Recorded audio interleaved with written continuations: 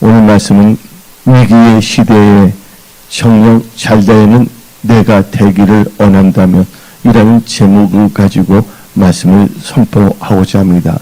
지금 이 시기는 변동이 심하며 또한 아날로그 시대에서 확실한 디지털 시대로 바꿔지는 변동의 시기입니다. 그래서 전 세계가 지금 여러 가지로 힘들어져 가고 있고 또 새로운 것이 태동되기 위하여 지금 여러 가지 변화의 역사가 강력하게 일어나고 있습니다. 이제 일극 체제에서 다극 체제로 바꿔지는 여러 가지로 보면 변동의 시대이며 또 우리 입장에서 볼 때는 하루 앞날도 예측할 수 없는 위기의 시대라고 할 수가 있습니다. 근데 위기의 시대니까 여러분들이 너무 겁을 먹지 마십시오. 위기란 것은 잘못 보내면 위기가 될 수가 있지, 위험하게 되지만 잘 보낸다면 기회가 될 수 있다는 것입니다. 그래서 오늘 말씀 위기의 시대에 정녕 잘되는 내가 되기를 원한다면 이라는 제목을 가지고 말씀을 선포하고자 합니다. 하나님께서는 우리가 잘되기를 원하십니다. 근데 우리가 잘될 때 더 겸손해서 더 잘되는 자가 되어 한없이 원없이 주님을 사랑하며 하나님의 영광을 위하여 한없이 원없이 쓰임받는 여러분들이 되십시오. 또한 하나님께서는 우리가 위기 가운데서 하나님을 찾고 하나님 앞에 나아가고 하나님께 부르짖으면 하나님께서는 위경에서 건져내시고 또한 하를 복으로 바꾸시며 여러분의 삶의 경력이 잘되게 해주시는 참 좋으신 하나님이란 것을 명심하십시오. 여러분들 러시아에 있었던 일인데 러시아에 어떤 겨울이 있었습니다. 이제 겨울 초기인데 그래서 초기인데 한 그 부인이 아기를 안고 길을 걸어가고 있었습니다. 근데 그날 저녁 갑자기 온도가 갑자기 확 내려가기 시작했습니다. 동장군이 확 몰려쳤어요. 온도는 막 떨어지고 눈보라 막 쉬고 그래서 그 한 부인이 길에서 쓰러져 아기를 껴안고 가던 그 한 부인이 이 길가에 쓰러져 얼어 죽게 되었습니다. 그래서 그 부인은 다음같이 말했습니다. 나와 내 아기는 이제 죽는구나 하고 생각했습니다. 그러면서 하나님 나를 살려주세요 하고 하나님께 부르짖으며 기도했습니다. 불쌍히 여기세요. 그래서 아이를 꽉 껴안았어요. 이 모성으로서. 근데 마침 그때 마차 한 대가 지나가고 있었습니다. 그때 그 부인은 아저씨 살려주세요. 우리가 죽게 되었어요. 이 아이는 이제 소중한 나의 아들이에요. 하면서 막 소리 질렀습니다. 마부가 보니까 마차를 몰고 있던 마부가 보니 부인이 얼어서 죽어가고 있었습니다. 말에서 내린 마부는요. 그 부인한테 가서 부인한테 말도 하지 않고 부인이 아이 꼭 껴안고 있었잖아요. 손을 확 열더니 아기를 낚아채고 빼앗은 후 부인을 확 밀어버리고 마차에 올라탔습니다. 다 죽어가던 부인이 아기를 빼앗기자마자 놓아두고 가라고 소리조리 지르며 마차를 따라 달리기 시작했습니다. 마부는 아기를 데리고 계속 달렸습니다. 그러나 그 마부는 빨리 달리지는 않았습니다. 부인이 따라올 만큼의 속도를 가지고 달렸습니다. 부인이 계속해서 내 아들을 두고 가라! 내 아들을 두고 가라! 하며 마차를 쫓아갔습니다. 20분 정도 시간이 지나가 보니까 부인의 온몸은 땀이 흠뻑 젖게 되었습니다. 그제서야 마부가 마차를 세우더니 부인에게 말했습니다. 부인, 미안합니다. 처음부터 부인을 마차에 태웠다면 부인은 그냥 얼어 죽었을 것입니다. 너무 차가운데 그 마차가 지금처럼 참을 있는 것도 아니고 그냥 차가운 공기가 오는 것인데 부인을 살리기 위해서 제가 어쩔 수 없이 이렇게 행동한 거 이해 바랍니다. 그래서 부인도 살고 아기도 살렸습니다. 마부가 부인에게 20분 동안 이 고통을 준 것은 부인을 죽이기 위해서가 아니라 부인을 살기 위해서입니다. 그때 부인은 위기를 맞이하지 않습니까? 죽느냐 사느냐. 자기뿐만 아니라 그 집안에 이제 장자이며 애아들인 그 아들이 죽느냐 사느냐 그 이기의 시대 아니었습니까? 그때 그는 그 하나님께 기도했잖아요. 근데 마치 마부가 가서 역사가 일어나지 않습니까? 근데 모든 게 내 의도대로 되는 것이 아니라 선하신 하나님께서는 더 좋게 역사한다는 걸 믿으시기 바랍니다. 하나님께서는 우리에게 어려움을 허락하십니다. 마치 마부가 그 부인에게 어려움을 허락하듯이 그래서 우리에게 어려움을 허락하시고 내 가정과 일터와 내 인생에 풍량을 주시는 것은 하나님께서 우리를 훈련시키기 위해서 어려 죽지 않게 하기 위해서 또한 정신 차리게 할 필요가 있어서 그렇게 하는 것입니다. 하나님께서는 우리를 살리기 위해서 하나님께서는 우리에게 시련도 주신다는 걸 아시기 바랍니다. 그때 우리가 원망하거나 불평하면 안 됩니다. 어려워 죽어가던 여인이 마차를 달려갔던 것처럼 우리들은 위기를 맞이했다면 이 여인처럼 하나님께 부르짖며 하나님께 나와 변화되며 하나님의 뜻을 구하며 하나님을 따라가야 됩니다. 그 여인이 마차를 따라가듯이 우리는 하나님의 말씀을 따라가야 되는 것입니다. 그렇게 된다면 좋으신 하나님께서는 우리를 위기의 시대에서 우리를 건져내시고 빛을 발휘하는 축복의 사람들로 일으켜 세우신다는 것입니다. 여러분들 한 은행이 있었습니다. 그 은행에서 이제 직원을 뽑게 됐습니다. 그래서 직원들을 다 많은 사람들이 그 은행에 아주 제일 큰 은행이었거든요. 근데 거기에 이제 입사 원서를 냈습니다. 그래서 무슨 시험이 있었냐면 필기 시험이 있었습니다.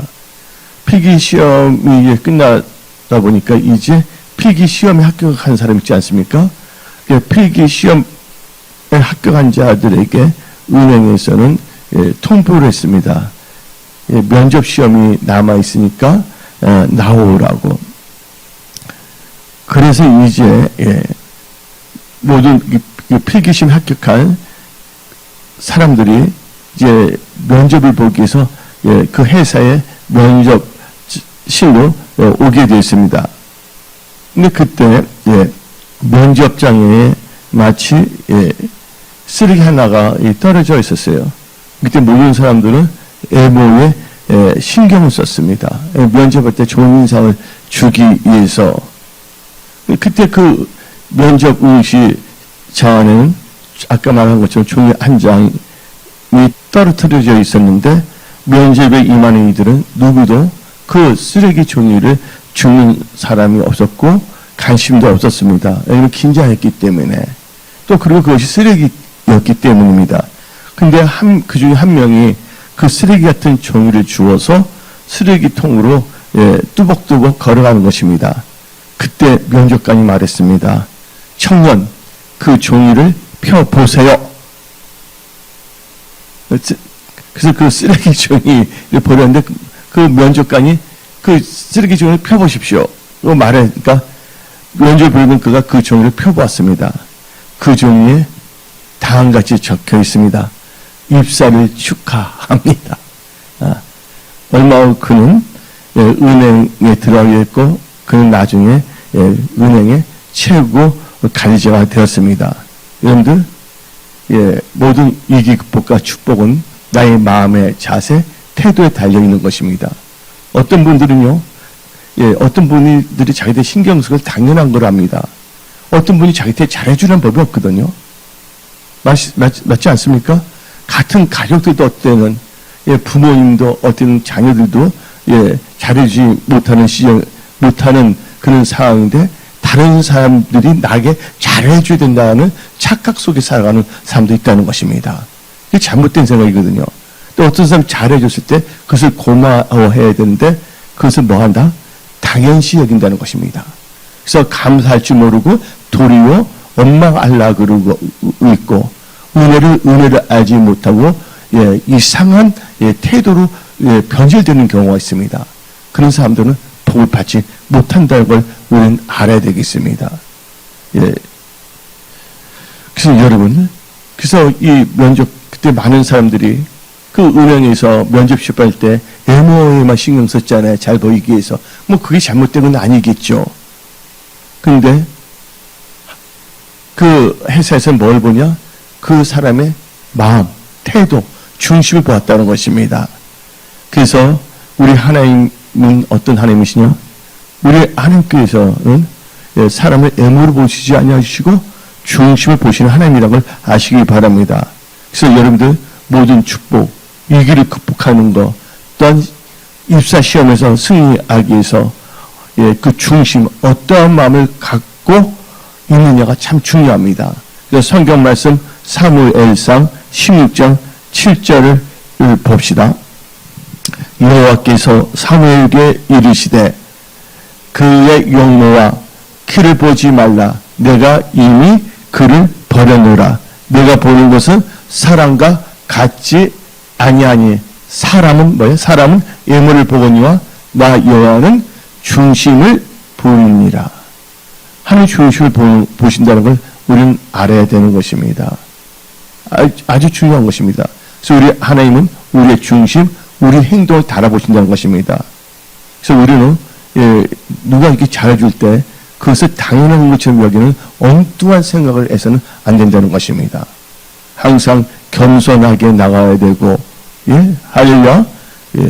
그때 여러분들은 이 위기의 시대에 정녕 잘 되는 내가 될 수가 있다는 것입니다. 근데 하나님께서 오늘 말씀하십니다. 여러분에게. 너희는, 하나님의 생각을, 나의 생각을 알라. 하나님께서 여러분들을 막 고통을 줘서 여러분들이 힘들어서 여러분들이 고통받으며 피를 질질 흘린 것을 보고 즐거워하는 하나님이 아니라는 걸 아시기 바랍니다. 여러분 향한 하나님의 생각을 알아야 되는데 에레미야 29장 11절 여호와의 말씀이니라. 너희를 향한 나의 생각은 내가 아나니 평안이요 재앙이 아니니라. 너희에게 미래와 희망을 주는 것이니라. 미래와 희망을 주는 것입니다. 생명과 평안을 주는 것입니다. 이게 바로 이 구약에서 예레미야에서 말했습니다. 신약에서는 말합니다. 요한 3서 1장 2절에 사랑하는 자여 너 영혼이 잘됨 같이 너가 범사에 잘되고 강건하길 내가 강구하노라. 영혼이 잘되고 범사가 잘되기를 원한 게 하나님의 뜻이라는 걸 아시기 바랍니다.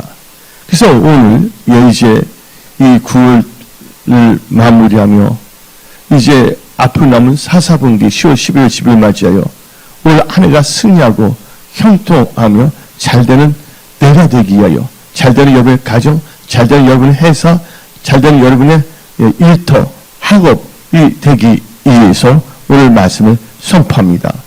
위기의 시대에 정령 잘되는 내가 되기를 원한다면 첫 번째로 여러분들은 성령의 충만함과 성령의 인담을 받아야 됩니다. 지금 은혜의 시대입니다. 은혜의 시대는 교회의 시대이며 이 교회의 시대는 성령의 시대입니다. 성령의 인도함 없이 성령의 도움 없이는 우리는 뭘 할 수가 없는 것입니다. 그래서 예수님께서도 부활하신 후에 제자들에게 나타나셔서 하신 말들이 왜 너 전하지 않냐 나를 하지 아니시고 이로부터 뭐가 입힐 때까지 능력 성의 검을 입힐 때까지 떠나지 말고 말해서 기도하라고 하신 것입니다. 그래서 여러분들은 첫째 위기의 시대에 정령 내가 잘 되기를 원한다면 성령 충만한 크리스찬이 되시고 성령의 인감을 받는 분이 되십시오. 그래서 전도서 7장 14절을 봅시다. 형통한 날에는 기뻐하고 공고한 날에는 되돌아보아라. 이 두 가지를 하나님이 병행하게 하사 사람이 그의 장래일을 능히 헤아려 알지 못하게 하셨느니라. 우리 인간들은 장래일을 알지 못합니다. 그래서 형통한 날에는 하나님을 기뻐해야 됩니다. 교만하지 말고. 또한 공고한 날에는 되돌아봐야 됩니다. 내 자신, 내가 어떤 마음, 어떤 생각을 하고 살아가고 있는가. 근데 하나님을 믿지 않는 회사에서, 기획실에서 장래일을 알지 못하기 때문에 뭐라면 포캐스팅, 포캐스팅 합니다. 수요 예측이나 어떻게 될 것인가. 그러니까 분석을 합니다. 그래서 시나리오를 한 3개 정도 씁니다. 이럴 경우, 저럴 경우, 또 다음과 같을 경우. 왜 그럴까요? 앞날을 알지 못하기 때문에 그런 사람들은 대비하기 위해서인 것입니다. 그러나 사람은 앞날을 잘 알 수가 없습니다. 왜 그랬을까요? 전도서 7장 14절에 하나님이 병행하게 하사 사람이 누구의 장래? 그의 장래일은 능히 헤아려 알지 못하게 하셨느니라. 하나님께서 오늘 대륙간다면 갈 수밖에 없는 게 우리입니다. 장래일을 알지 못하잖아요. 이 기회 시대에 여러분들은요, 모든 것을 준비해야 됩니다. 장래에 대해서도. 방향을 정해놓고 걸어가야지 무작정 살아가서는 안 됩니다. 그냥 살아가서는 안 된다는 것입니다. 그래서 우리는 장래일을 가르칠 자가 누군가를 알아야 됩니다. 사람이 장래일을 알 수 없습니다. 그 어떤 사람들은 점쟁이를 찾으러 갑니다. 장래, 앞날이 어떻게 될까 해서. 근데 전도서 8장 7절을 봅시다. 사람이 장래일을 알지 못하느니 장래일을 가르칠 자가 누구냐. 예? 사람은 장래를 알지 못합니다. 근데 장래일을 가르칠 자가 누구냐? 바로 성령 하나님이십니다. 그래서 요한복음 16장 13절 진리의 성령이 오시면 그가 너희를 모든 진리 가운데로 인도하시리니 그가 스스로 말하지 않고 오직 들은 것을 말하며 뭐를? 장래일을 너에게 알리시리라. 그러니까 여러분들은 성령께 민감해야 됩니다. 성령 장래를 알려줍니다. 그러기 위해서는 우리 뭐 됩니까? 성령을 받아야 돼. 성령 함께 해야 된다는 것이에요. 그래서 우리는 성령 충만해서 성령의 인도를 받기 위해서는 뭐 해야 되냐? 하나님께 순종하는 자가 되어야 됩니다. 하나님께 순종할 때 성령이 우리에게 임하는 것입니다. 사도행전 5장 32절 봅시다. 우리는 이 일의 증인이요 하나님이 자기에게 순종하는 사람들에게 주신 성령도 그러하니라. 그래서 우리가 순종해서 성령 받고 그 다음부터 우리가 해야 될 것은 뭐예요? 위기의 시대에 정령 잘 되는 내가 되기를 원한다면 성령 충만함을 유지해야 됩니다. 성령 인도를 받아야 됩니다. 그래서 여러분들 성령을 소멸해서는 안 됩니다. 데살로니가 전서 5장 19절 성령을 소멸하지 말며. 그러면서 우리는 성령 하나님을 근심케 해서는 안 됩니다. 에베소서 4장 30절 하나님의 성령을 근심하게 하지 말라. 그 안에서 너희의 구원의 날까지 인치심을 받았느니라. 근데 여러분들이 주의 성령을 근심하게 되면 어떻게 되는 줄 아십니까? 구약 성경부터 딱 말합니다. 이사야 63장 10절 그들이 반역하여 주의 성령을 근심하게 하였으므로 그가 돌이켜 그들의 대적이 대사 친히 그들을 치셨더니. 그러니까 주의 성령을 근심하게 안 된다는 겁니다. 그래서 우리는 성령 충만을 받아야 됩니다. 에베소서 5장 18절 술 취하지 말라. 이는 방탕한 것이 오직 성령으로 충만을 받으라. 그래서 여러분들 위기의 시대에 정령 잘 되는 내가 되기를 원한다면 첫 번째 단계가 뭡니까? 성령 충만한 크리스천이 되고 성령의 인도함을 받아야 된다. 그 두 번째 단계에서는 정신을 차리고 근신하며 깨어 기도해야 됩니다. 그래서 베드로 전서 4장 7절 만물의 마지막이 가까이 왔으니 그러므로 너희는 정신을 차리고 근신하여 기도하라. 그래서 여러분은 정신 근신합니다. 근신해야 돼, 근신. 지금 어느 때인지 알아냅니다. 나의 육적인 혈기, 오만불선, 자기 좋을 대로 생각하고 마음대로 삶을 막 하는 자가 되지 마십시오. 여러분들 하나님 말씀에 떠나지 않도록 근신하십시오. 예, 너무나 지금 시대는 변화의 시대고 위기의 시대입니다. 위기의 시대에서 위기의 시대가 여러분들 위험이 되지 않고 도리어 기회가 되는 시대로 살아가는 여러분들이 되십시오. 그래서 우리는 근신해야 됩니다.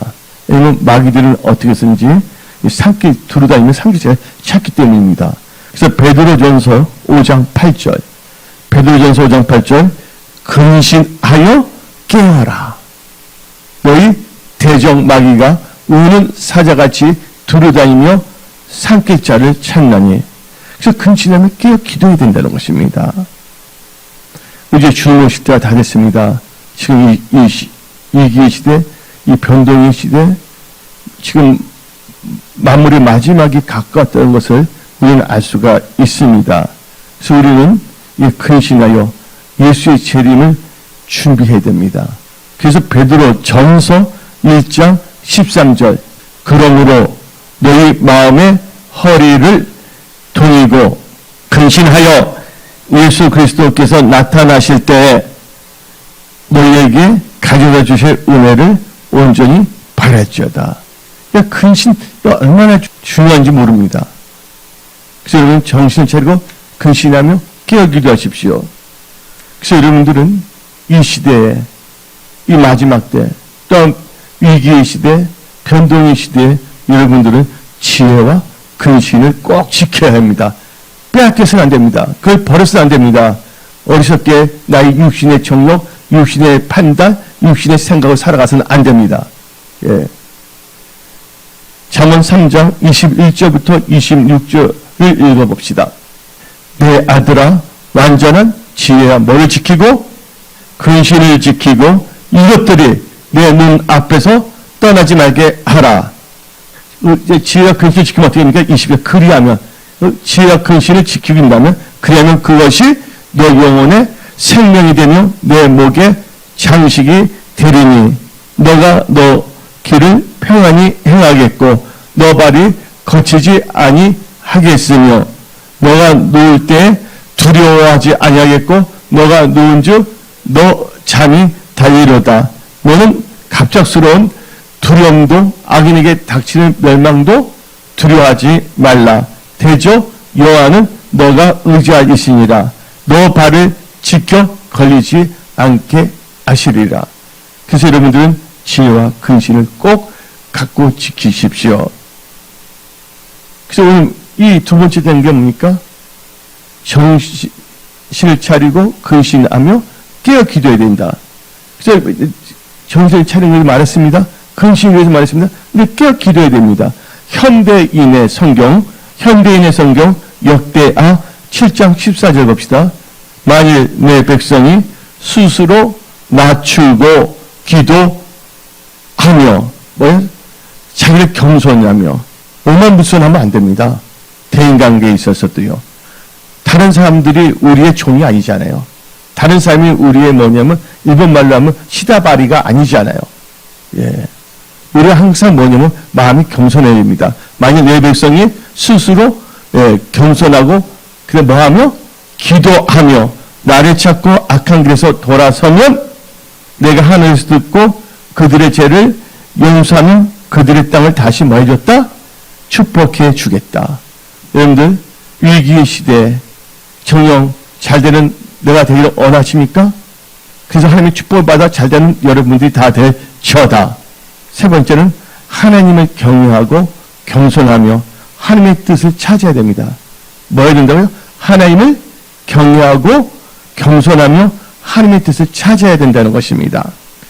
그래서 전도서 8장 12절 13절 현대인의 성경으로 봅시다. 죄인이 100번을 범죄하고도 여전히 살아남을 수 있을는지 모르지만 내가 알기에는 하나님을 경외하는 마음으로 섬기는 자가 분명히 뭐한다? 잘 될 것이다. 그러나 악인은 하나님을 경외하지 않으므로 그가 잘 되지 못하고 그들이 사는 날이 근저 같아서 곧 죽고 말 것이다.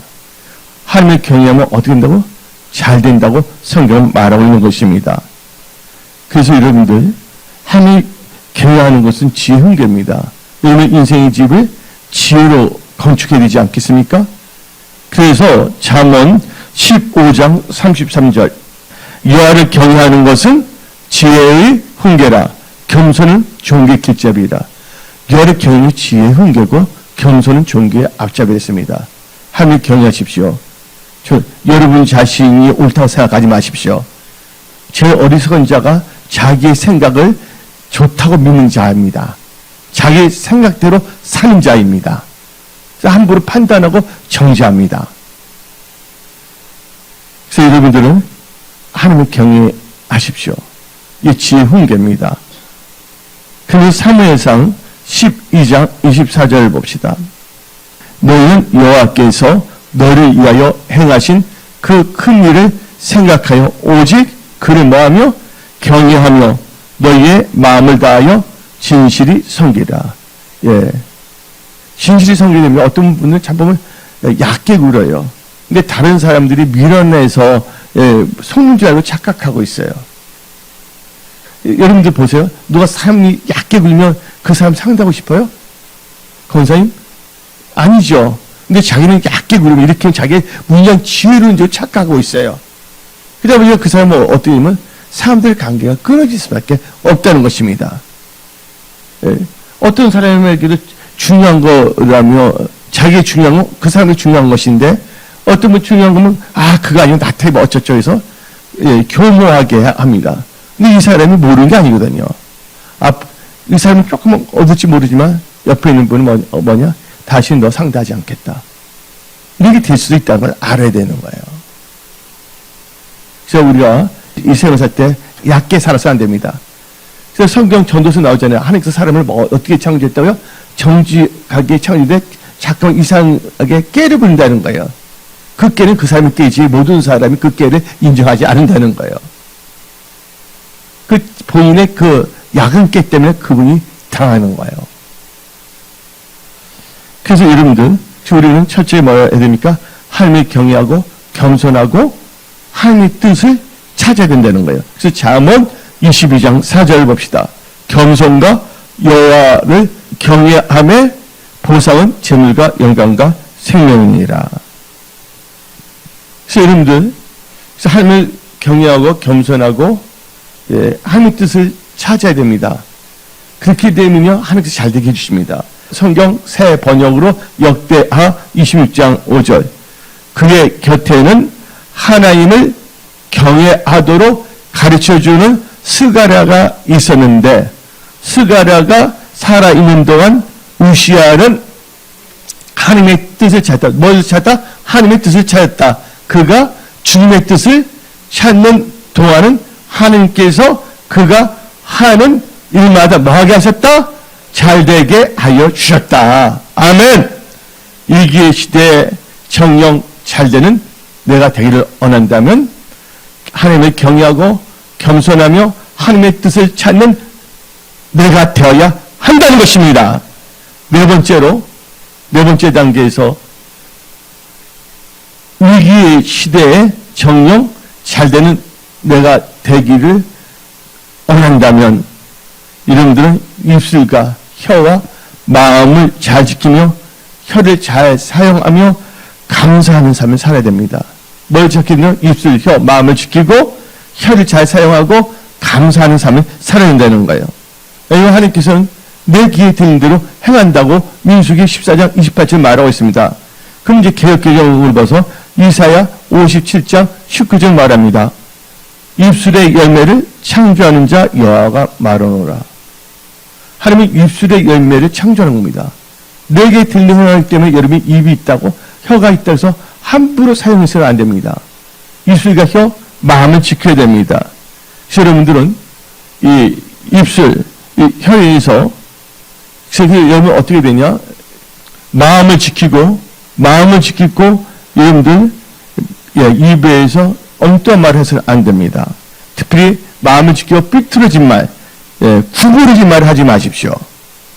그래서 잠언 4장 23절 24절 모든 지킬 만한 것 중에 더욱 내 마음을 지키라. 생명의 근원이 이에서 나느니라. 구부러진 말을 너 입에서 버리며 삐뚤어진 말을 내 입술에서 멀리 하라. 그래서 마음을 지키고 구부러진 말, 삐뚤어진 말 해서는 안 됩니다. 그래서 여러분들 혀를 잘 사용해야 되는 거예요. 그래서 잠언 18장 20절 21절 사람은 입에서 나오는 열매로 말미암아 배부르게 되나니 곧 그의 입술에서 나는 것으로 말미암아 만족하게 되느니라. 죽고 사는 것이 혀의 힘에 달렸나니 혀를 쓰기 좋아하는 자는 혀의 열매를 먹으리라.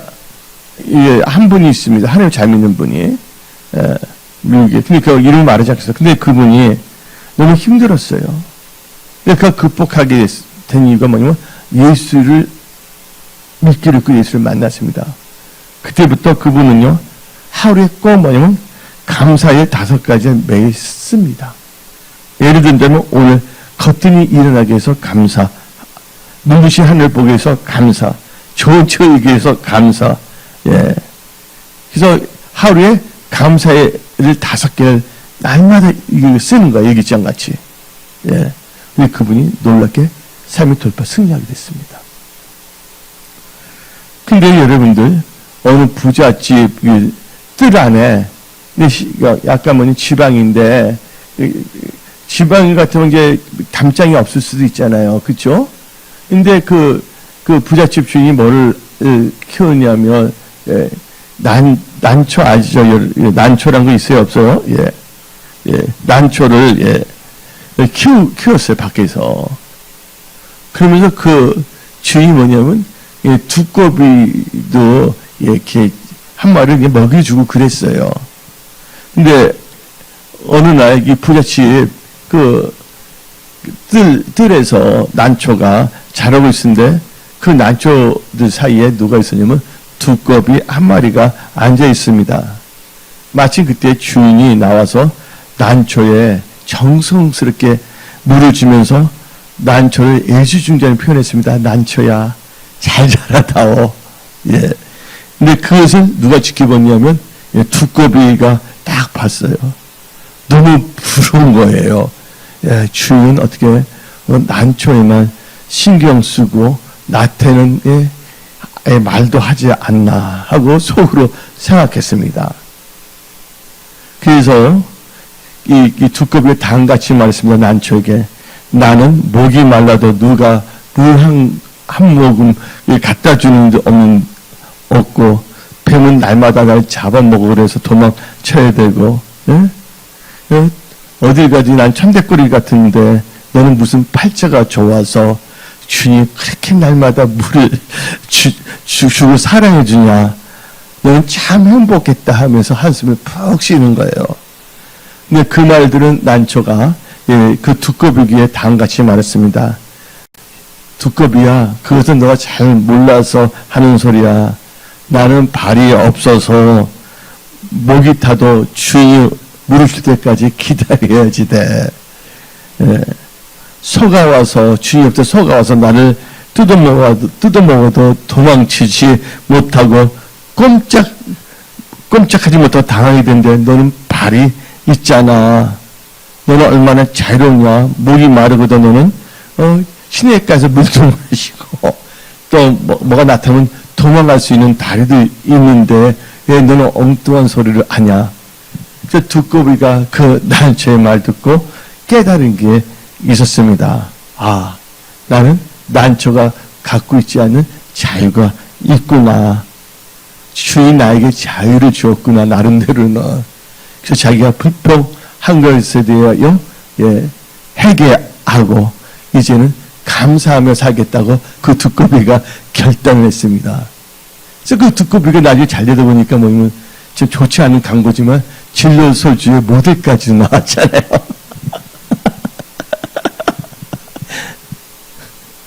여러분들, 그래서 여러분들 말을 잘해야 돼요. 전도서 10장 12절부터 14절을 봅시다.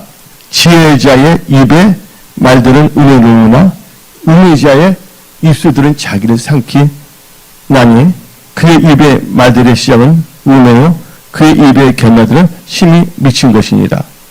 우미한 자는 말을 많이 하거냐 사람은 장래일을 알지 못하니 나중에 일어날 일을 누가 그에게 알리리요. 그래서 여러분들은 오늘 이게 네 번째 단계에서 뭡니까? 입술과 혀와 마음을 잘 지키고 감사하는 삶을 살아야 된다고 했습니다. 어디서 마음을 지키지 않아요. 여러분들 소탐대실이란 말 아세요? 소탐대실이 뭡니까? 좋은 것을 추구하다 큰 것을 잃어본다는 게 소탐대실입니다.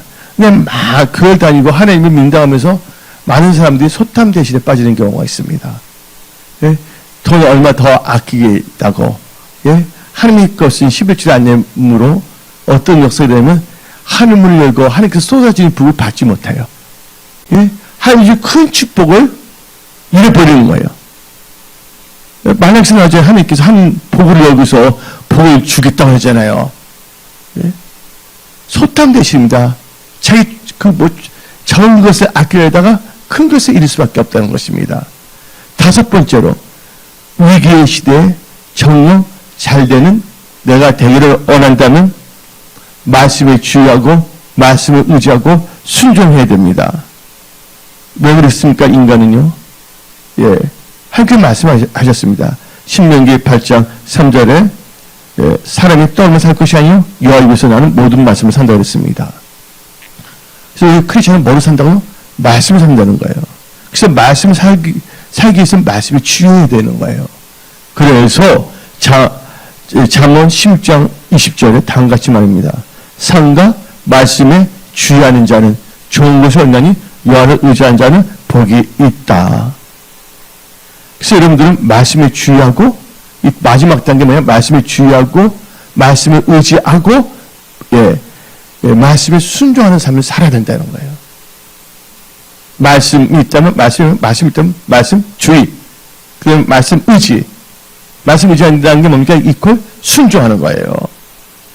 그래서 욥기 36장 11절 12절 봅시다. 만일 그들이 순종하여 섬기면 형통한 날을 보내며 즐거운 해를 지낼 것이요 만일 그들이 순종하지 아니하면 칼에 망하며 지식 없이 죽을 것이니라. 그래서 여러분들 소경이 나오고 있습니다. 맹인이 나오고 있습니다. 요한복음 9장 6절 7절을 읽어봅시다. 이 말씀을 하시고 땅에 침을 뱉어 진흙을 이겨 그의 눈에 바르시고 이르시되 신라함 못에 가서 씻으라 하시니 신라함을 번역하면 보냄을 받았다는 뜻이라. 이에 가서 씻고 밝은 눈으로 왔더라. 여러분들 이 맹인은요 예수님께 진흙이 뭐예요? 진흙에 눈을 바르는데 뭘 발랐어요? 침을 발라서 눈을 바르는데 그것을 거절하지 않았다는 것입니다. 하나님을 아시는 것을 거절하지 않았다는 거예요. 그리고 신뢰하면서 실수를 하는데 얼마나 부유하지 않았어요? 내가 소경인데 어떻게 그 잘 찾아갈 수 있습니까? 가려면 또 무서워서 찾아가야 되잖아요. 눈이 안 보이니까. 그러나 순종했다는 거예요. 예수님이 신뢰하면 가서 눈을 씻으라니까. 여러분들 예수님의 말씀에 주의하고 그 말씀을 이제 순종할 때는 어떤 역사가 일어나냐? 기적의 역사가 일어난 것입니다. 이 일을 극복합니다. 불가능이 가능하게 됩니다. 여러분의 가정, 일터, 직장, 건강 항상 기적을 베풀어 주십니다. 순종의 결과 어떻게 있습니까? 그 맹인은 복이 되었다는 것입니다. 열왕기하 4장 보게 되면요. 열왕기하 4장 1절만 읽어봅시다. 시간사 선지자의 제자들이 아내 중에 한 여인이 엘리사에게 부르짖어 이르되 당신의 종 나의 남편이 이미 죽었는데 당신의 종이 여호와를 경외한 줄을 당신이 아시는 바나이다. 이제 빚준 사람이 와서 나의 두 아이를 데려가 그의 종을 삼고자 하나이다 하니. 그래서 이 가부가 어떻게 이기의 시대예요. 남편도 죽었습니다. 빚도 있습니다. 또 누구까지? 자기가 사랑하는 남편은 배수했고 또 사랑하는 두 아이도 뭐예요? 예, 종으로 끌려갈 수밖에 없는 위기의 시대에 처했던 것이에요. 그때 그가 어떻게 했습니까? 자기의 사정을 하나님의 사랑을 다 구했습니다. 이것을 하나님께 구하십니다. 여러분들도 위기의 시대에 정말 잘된 내가 되기 위해서는 여러분의 사정을 누구에게 구하라? 하나님 아버지께 예수의 이름을 다 구하십시오. 그랬더니 하나님께서는 이 엘리사를 통해 다음같이 말했습니다. 빈 그릇을 빌려와라. 그래서 이 열왕기하 4장 3절에 너는 밖에 나가서 모든 이웃에게 그릇을 빌리라. 조만 빌리지 말고 다 빌려갖고 그랬어요. 근데 이 여인은 어떻게 했습니까? 그 엘리사를 통하여 주신 하나님의 말씀에 순종하여 빈 그릇을 빌려왔습니다. 이 말은 하나님의 말씀이 들어갈 마음의 빈자리가 있어야 된다는 거예요, 여러분들. 오늘 말씀이 들어가야 됩니다. 이런 육신의 생각을 똘똘 뭉쳐서 말씀이 선포해도 팍 해서 반사해서 나오면 안 된다는 거예요. 말씀이 들어갈 자리가 있어야 된다는 것이에요.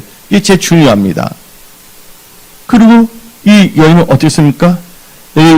엘리사의 말대로 순종하여 문을 닫고 뭐 했습니까? 기름을 부었더니 어떻게 했습니까? 계속해서 기름 다 채웠잖아요. 빌린 것 때. 그래서 여러분들, 그래서 성경 말씀을 보게 되면 5절 한번 읽어봅시다. 참 중요합니다. 여인이 물러가서 그의 두 아들과 함께 문을 닫은 후에 그들은 그릇을 그에 가져 그는 부었더니 아멘. 6절 보면서 그릇이 다 찬지라 여인이 아들이 이르 또 그릇을 내기를 가져오라니 아들이 이르 다른 것이 없나니 기름이 곧 거쳤더라. 여러분들, 그래서 여러분들 순종해서 문을 닫고 기름을 붓지 않았습니까? 이 말은 세상과 통하는 육신의 생각에 통하는 문을 닫으십시오. 여러분들이 이기의 시대에 정이 잘된 데에서는 뭐예요? 기름 뭐를 의미합니까? 성령입니다. 성령은 살리는 영입니다. 그래서 어떻게 했습니까? 기름을 바라서 뭐예요? 빚을 다 갚고 넉넉하게 그 어머니의 두 아들이 아주 잘 살게 됐다는 것입니다. 순종의 결과 어떻게 했습니까? 모든 것을 다 갚았다. 그리고 남은 것을 풍족한 삶을 살게 되었다. 위기의 시대에 정령 잘 되는 내가 되기를 원하십니까? 말씀에 주의하고 말씀을 의지하여 순종하는 삶을 사십시오. 마지막으로 한 케이스를 말하겠습니다. 베드로가 나와요. 베드로 어부인데 밤새 고기 잡는데 한 마리 잡지 못했습니다. 그때 예수님이 그 배에 들어왔습니다. 여러분 삶 속에 누가 들어간다고? 말씀이 육신이 되신 예수님이 들어가야 됩니다. 왜 들어가느냐? 그 말씀에 주의하고 말씀을 순종하기 위해서. 그러면 위기를 돌파하기 위해서. 하나님께 영광되는 축복의 통로로 일어나기 위해서. 그래서 여러분들 누가복음 5장 5절 6절을 읽어봅시다. 시몬이 대답하여 이르되 선생님 우리들이 밤이 새도록 수고했을 때 잡은 것이 없지만은 말씀에 의지하여 내가 그물을 내리이다 하고 그렇게 하니 그물이 잡은 건 힘이 많아 그물이 찢어진지라. 베드로는 위기를 만났습니다. 경제적 위기, 재정적 위기, 삶의 위기. 돈이 없어서 어떤 그 가족이 다 헤어질 수밖에 없습니다. IMF 때 다 가정이 파괴되고 그러지 않습니까? 이게 다 연결되어 있거든요. 그런데 그 삶에 말씀이 예수님이 들어오셨기 때문에 예수님 말씀에 대한 말씀에 주의하고 말씀을 의지하여 순종했더니 어떻게 했습니까?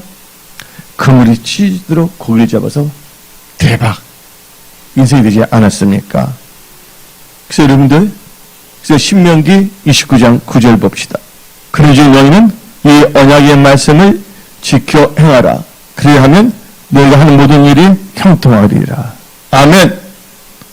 끝으로 이사야 1장 19절 20절을 봅시다. 너희가 즐겨 순종하면 땅의 아름다운 소산을 먹을 것이요 너희가 거절하여 배반하면 칼이 삼켜지리라. 여호와의 입이 말씀이니라. 여러분들, 소탕되시 육신의 생각을 따르다가 하나님의 크나큰 축복과 은혜와 역사하심을 잃어버릴 수밖에 없다는 걸 아시기 바랍니다.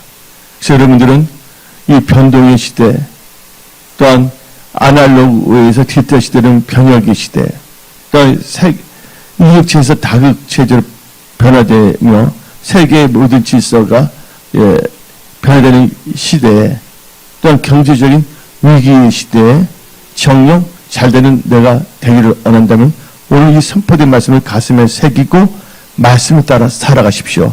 하나님께서 여러분과 함께 하십니다. 하나님께서 여러분을 도와주십니다. 하루 복으로 바꿔주십니다. 승리케 하십니다. 오늘 말씀을 마치겠습니다. 기도하겠습니다.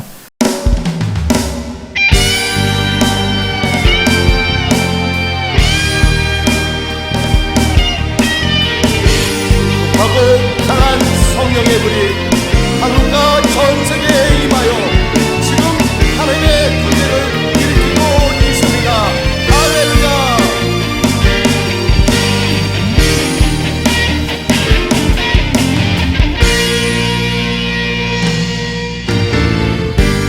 성령의 강한 불길로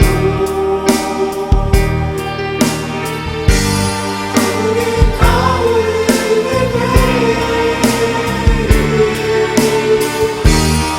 하고 강한 나라 같은 성령이 불로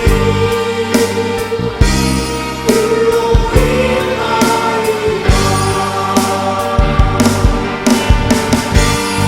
성령의 강한 불길로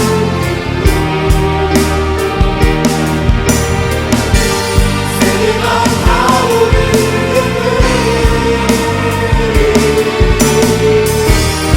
하고 강한 나라 같은 성령이 불로 임하리라. 순전 강한 성령의 불이 이 땅에 내려주소서.